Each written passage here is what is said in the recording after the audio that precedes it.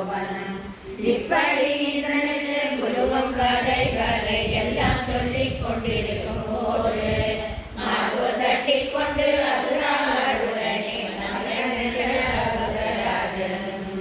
அமராவதியை வளர்ந்து தேவர்களை அடுத்து வெளியே விட்டார். அமராலும் இன்றாலும் பிரம்மாவிடத்தில் போய் அசுர செய்தியை சொன்னார். சோபனம் சோபனம் சருமுகன் கேட்கின்ற அசுர செய்தியை நம்மாலே ஆகாது என்கிறா என்னாலே யாரும் உபாயம் சொல்வேன். அச்சுதரையும் தருவார் உங்களுக்கு அவரிடம் போங்கள் என்றாருடனே சச்சிதானந்த சமீபத்தில் அத்தனை பேர்களும் வந்தார்கள். சோபனம் சோபனம் சேஷசயனுடைய சரணாபூதங்களை தண்டனிட்டு சோத்திரங்கள் செய்து காயாமுகங்களோடு தாங்கள் படுகின்ற கஷ்டங்களை சொல்லி முறையிட்டார்கள். நாதரே உம்முட தாசர்களேயான நாங்கள் படுகின்ற சங்கடங்கள் ஏதோ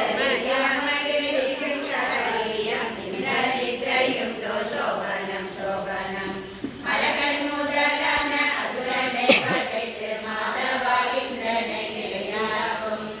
அழகிறோமே நாங்கள் வேஷத்தை மறைத்து அந்த கூரை ஒருவன் அங்கில்லையே. கருட வாகனரும் அவர்களை பார்த்து கம்பீரமாய் ஒரு வார்த்தை சொல்வார். ஒரு காலம் உங்களுக்கு மரணமில்லாத ஒரு வார்த்தை சொல்லுவே. சோபனம் சோபனம் அங்கே போய் சொல்லுங்கள் அசுராளர்களே அமிர்தபானம் செய்தோமானாக்கால் உங்களுக்கும் எங்களுக்கும் சாவில்லை ஒரு காலம் எல்லோருமாய் அமிர்தம் படைவோமோ. இப்படி சொல்லிய அசுரனை எல்லாம் இங்கே கூட்டிக் கொண்டு வாருங்கள். அப்போ அசுரக்கு வேலை மாத்திரம் நெஞ்சும் அமிர்தம் உங்களுக்கு. சோபனம் சோபனம் பாக்கடலில் 4 ஔஷதிகளையும் பருகி கொண்டு வந்து போடுங்கள்.